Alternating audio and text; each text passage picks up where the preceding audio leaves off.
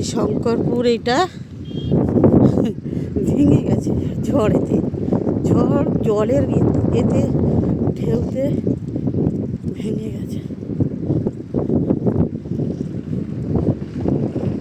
এখান থেকে যাওয়া যায়, এদিক দিয়ে চলে যাওয়া যায়, এই হেঁটে হেঁটে যায় তাজপুর, সোজা তাজপুর। আর মেন রোড এইটা, রোড এইখানটায়।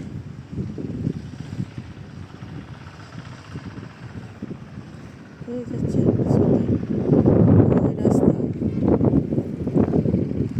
ওটা খাল, সরু খাল, এখান থেকে এটা এদিক দিয়ে লোক যায়।